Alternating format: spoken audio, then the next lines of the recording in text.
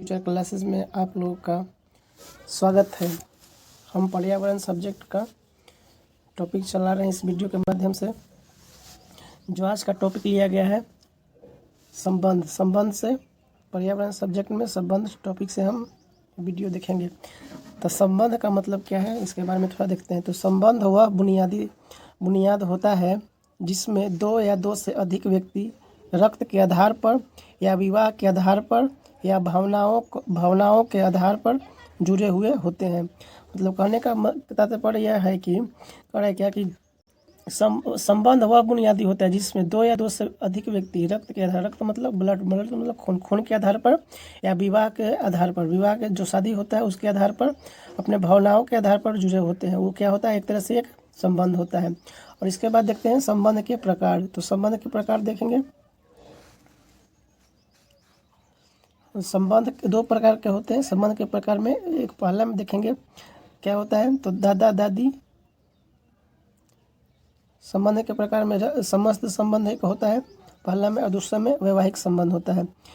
तो समस्त संबंध में देखेंगे दादा पोता का एक संबंध होता है, फिर पिता पुत्र का एक संबंध होता है, और उसके बाद देखेंगे वैवाहिक संबंध में माता पिता होता है जो हस्बैंड वाइफ हो गया, फिर दादा दादी होते हैं, और फिर एक चाचा चाची भी एक क्या होते हैं, तो वैवाहिक संबंध के अंतर्गत आते हैं। इतना सारा जो है वैवाहिक संबंध के अंतर्गत आते हैं। अब आगे चलते हैं। आगे क्या है, एक होता है समरक्त संबंध। समरक्त संबंध के बारे में जानते हैं। समरक्त संबंध क्या होता है, तो रक्त के आधार पर बने संबंध को समरक्त संबंध कहा जाता है।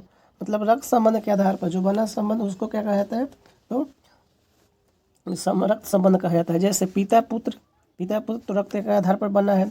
दादा पोता वो भी एक रक्त के संबंध से, मतलब ब्लड के संबंध से बना है। माता पुत्र ये भी एक क्या है, तो समरक्त संबंध के आधार पर बना है। आगे क्या है, आगे हमारा टॉपिक है कर है वैवाहिक संबंध। तो वैवाहिक संबंध क्या होता है आप लोग को सबको पता है, इसके बारे में थोड़ा सा देखते हैं। वैवाहिक संबंध हुआ है, जैसे देखो विवाह के आधार पर बने संबंध को वैवाहिक संबंध कहते हैं। मतलब शादी के संबंध के आधार पर जो संबंध बनता है उसको क्या कहते हैं, तो वैवाहिक संबंध कहते हैं। जैसे माता पिता हो गया, चाचा चाची हो गया, और दादा दादी हो गया। ये सारे लोग ये क्या है, तो वैवाहिक संबंध के अंतर्गत आते हैं। आगे चलते हैं। अब कर है कार्य होता है जो आया कार्य। अब कार्य के बारे में देखते हैं।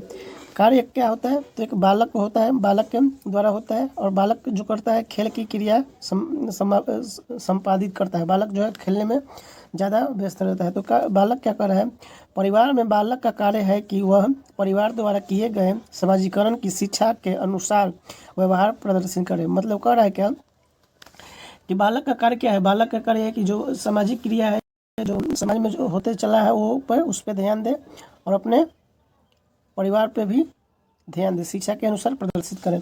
और यह कह रहा है कि अन्य सदस्यों का व्यवहार नीति और समाज स्वीकृत है। और आगे कह रहा है परिवार के सदस्यों में आपसी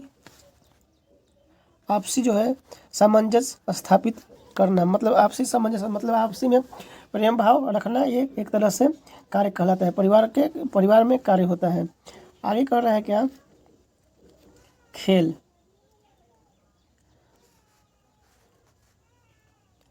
अगला टॉपिक हमारा आया खेल।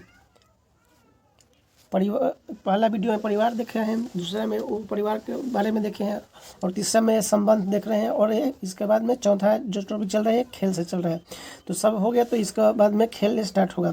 तो खेल क्या है, तो खेल कर है क्या, परिवार में खेल की क्रियाओं का संपादन बालकों द्वारा किया जाता है। मतलब जो बालक होता है वो खेल में ज़्यादा इंटरेस्ट रखता है, और बालक के द्वारा ही उसका संपादक मतलब शुरुआत होता है। आगे कह रहा है खेल के द्वारा बालकों का शारीरिक और मानसिक विकास होता है। मतलब खेलने से ही बालक को शारीरिक विकास और मानसिक विकास दोनों होता है। आगे कह रहा है क्या,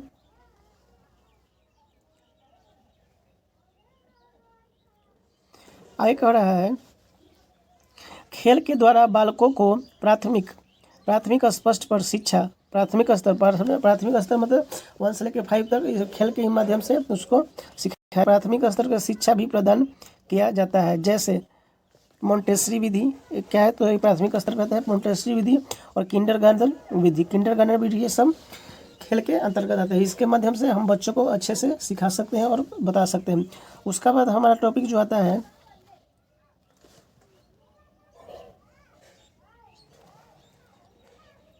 उसके बाद इम्पोर्टेंट टॉपिक आता है जो पशु। पशु से क्वेश्चन हमें हर बार एग्जाम में देखने को मिलता है।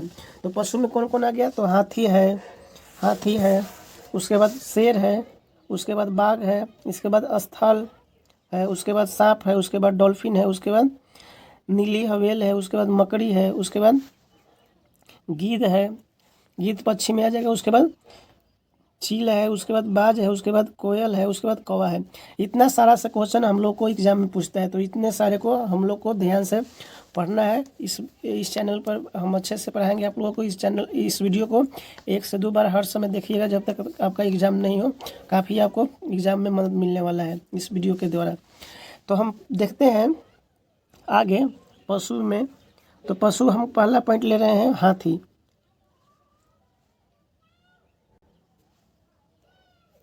पहला पॉइंट हमारा है हाथी। हाथी के बारे में देखें कि हाथी क्या है, हाथी के क्या कार्य है। तो कह रहे हैं क्या कि भारत का राष्ट्रीय विरासत पशु का कौन होता है, तो हाथी होता है। क्वेश्चन बन सकता है, आपसे पूछ सकता है कि भारत का राष्ट्रीय विरासत पशु कौन है, तो हाथी है। दूसरा कर रहा है, दूसरा पॉइंट, भारत में सर्वाधिक हाथी कर्नाटक राज्य में पाई जाती है। किस जगह पे, तो कर्नाटक राज्य में पाई जाती है। पूछेगा कि भारत में कौन सा राज्य है जहाँ पे हाथी पाया जाता है, तो कर्नाटक राज्य में। आगे कह रहा है कि मादा हाथी VVI है, पॉइंट ध्यान में रखिएगा।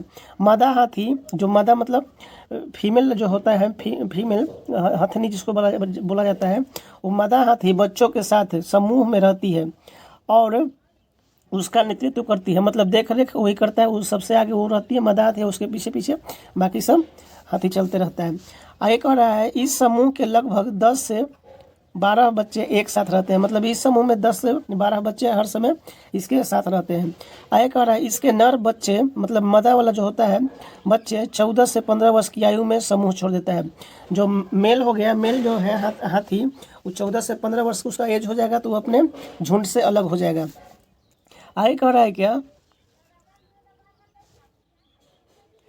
आगे कह रहा है कि हाथी के 2 बड़े कान पाए जाते हैं। इस सबको आप लोगों को पता होगा अच्छे से। आगे कह रहा है जिससे वह सुनने के साथ साथ हवा भी करती है। मतलब 2 बड़े से कान होता है, आप लोग देखे होंगे। उसका कान जो है, हाथी को ज़्यादा गर्मी लगता है, हाथी कीचड़ में खेलना ज़्यादा पसंद करता है, कीचड़ में रहना भी ज़्यादा पसंद करता है। तो उसका कान जो है पंखा का काम करता है। गर्मी ज़्यादा लगता है तो वो अपना डुलाने लगता है कान, एक तरह से उसको पंखा का काम करता है कान, हाथी का कान। आगे कह रहा है क्या, समानतः हाथी काले रंग के पाए जाते हैं, इसीलिए इन्हें गर्मी ज़्यादा लगती है। देखिए जो हाथी काला रंग का अधिकतर हाथी पाया जाता है, इसलिए उसको ज़्यादा गर्मी रहता है। उसका चमड़ा भी थोड़ा मोटा रहता है। एक भैंस देखे हैं आप लोग, उसी की तरह भैंस काला भी रहता है, वो भी ज़्यादा कीचड़ में रहना पसंद करता है, उसको भी गर्मी ज़्यादा लगता है एक तरह से। आगे क्या कह रहा है, और ये गंदे पानी में कीचड़ में खेलना पसंद करते हैं। देखिए नीचे पॉइंट आ गया, ये कीचड़ में खेलना पसंद करते हैं। हाथी जो है सबसे ज़्यादा गंदे पानी में और कीचड़ में ज़्यादा रहना पसंद करते हैं। पानी लोगों का सबसे ज़्यादा पसंदीदा चीज़ है, इसमें जो है खेलना पसंद करते हैं। कहाँ पे, तो कीचड़ में। पॉइंट याद रखिएगा, 1-2 बार इस वीडियो को देखते रहिएगा, आप लोगों को अच्छे से समझ में आ जाएगा। आगे क्या कह रहा है, एक हाथी सामान्यतः एक दिन में 1 कुंटल मतलब 100 kg पत्तियाँ खा जाती है। कह रहा है कि एक हाथी जो होती है उसको जो एक दिन में कम से कम 100 कुंटल मतलब 1 कुंटल यानी कि 100 kg पत्ती की आवश्यकता होती है, पत्ती खा जाती है। आगे कह रहा है 3 महीने के हाथी के बच्चे, 3 महीने के तो जो हाथी के बच्चे होते हैं, हाथी के बच्चे का वजन 200 kg, उसका बच्चा का जो वजन होता है 200 kg या 2 कुंटल, 200 kg या 2 कुंटल होता है इसका, तो हाथी के बच्चा का जो 3 महीने का होता है। आगे कह रहा है, आगे नेक्स्ट पॉइंट कह रहा है जो हाथी की सामान्यतः आयु 70 वर्ष, हाथी जो है 70 वर्ष जी सकता है, समानता है। आगे कह रहा है क्या, एक सामान्य हाथी 2 से 4 घंटा विश्राम करते हैं। हाथी जो है बहुत फुर्तीला होता है और ये जो है 2 से 4 ही घंटा विश्राम और सोते भी हैं। आगे क्या कह रहा है, नेक्स्ट पॉइंट पर हम लोग चलेंगे। नेक्स्ट कह रहा है कि हाथी का गर्भधारण काल, मतलब हाथी का गर्भधारण मतलब एक तरह से बच्चा देने का समय। कह रहा है कि हाथी का गर्भधारण काल 22 माह होता है। 22 माह में हाथी जो है बच्चा दे देती है। आगे कह रहा है विश्व में सर्वाधिक हाथी कर्नाटक राज्य में पाए जाते हैं। वो आगे भी ये पॉइंट देखे हैं हम लोग। विश्व में कह रहा है कि विश्व में पूछेगा तो भी कर्नाटक, भारत में पूछेगा तो भी कर्नाटक। तो विश्व में पूछ रहा है एक क्वेश्चन, विश्व में सर्वाधिक हाथी कहाँ पाए जाते हैं, तो कर्नाटक राज्य में पाए जाते हैं। सबसे नीचे जो लास्ट पॉइंट दिया गया है ये एनसीईआरटी से लिया गया है, जो हाथी का बारे में क्वेश्चन राइज होता है एग्जाम में। वो कह रहा है क्या कि एनसीईआरटी में नंदू हाथी, जो हाथी का नाम है नंदू हाथी, प्रकरण के माध्यम से हाथी का वर्णन किया गया है। मतलब एनसीईआरटी में जो हाथी का नाम दिया है उसमें नंदू नाम दिया गया है। उसके माध्यम से हम लोगों से क्वेश्चन पूछा जाता है, जो एग्जाम की तैयारी करते हैं सीटेट का, उन लोगों से ये पूछ रहा है कि नंदू हाथी से क्वेश्चन इराज होता है, इसका नाम नंदू हाथी है। आगे चलते हैं हम। आगे क्या कह रहा है, क्या अगला पॉइंट हमारा जो आ गया शेर के बारे में देखते हैं। अगला पॉइंट जो हमारा है शेर है। शेर कह रहा है क्या है, पहला देखें शेर को जंगल का राजा कहता है, कहा जाता है। सब लोग को मालूम होगा, अधिकतर लोगों को शेर को जंगल का राजा कहा जाता है। शेर की दहाड़, लगभग दहाड़ मतलब चिल्लाने की आवाज़, शेर की दहाड़ने का जो लगभग है, शेर की दहाड़ जो है 3 किलोमीटर तक सुनाई देती है। मतलब जब शेर दहाड़ता है तो 3 किलोमीटर दूरी तक इसका दहाड़ने की आवाज़ सुनाई देती है। आगे कह रहा है शेर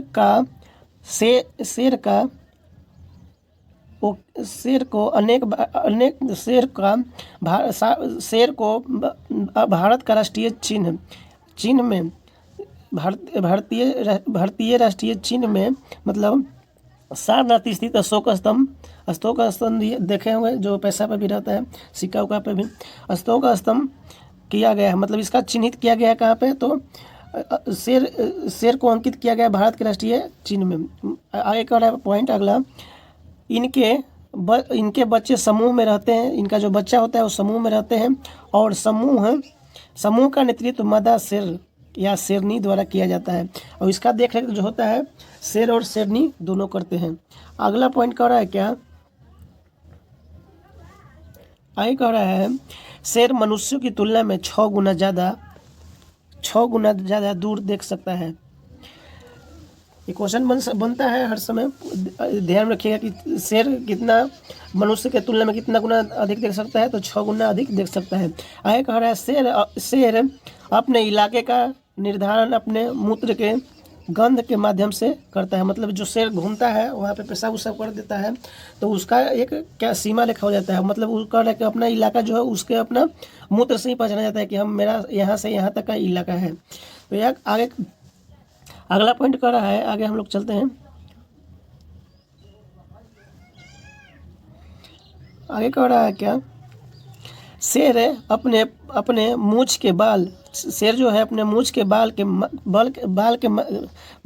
के द्वारा हवा से उत्पन्न पत्तियों में सरसराहट, मतलब उसका मूछ का बाल होता है और जो हवा चलता है तो सरसराहट होता है, सरसराहट। और किसी जीव के भागने से पत्तियों में उत्पन्न सरसराहट, मतलब कोई जीव भागता है तो उससे भी कुछ न कुछ आवाज़ निकलती है, तो उससे सरसराहट आसानी से अंतर कर लेता है। तो ये क्या है, शेर के बारे में हम इतना टॉपिक देखे हैं। आगे नेक्स्ट वीडियो में हम लोग और भी इसी तरह से जानवरों के बारे में पढ़ेंगे, जो आप लोगों के लिए बहुत ज़्यादा इम्पोर्टेंट है। और इस वीडियो को 1 से 2 बार ज़रूर देखिए, बहुत काफ़ी इससे फ़ायदा होने वाला है और इससे क्वेश्चन बहुत इलाज होता है। तो ऐसा ही वीडियो हम लेकर के आते रहेंगे। इस चैनल को ज़्यादा से ज़्यादा सपोर्ट करिए। Thank you for watching video.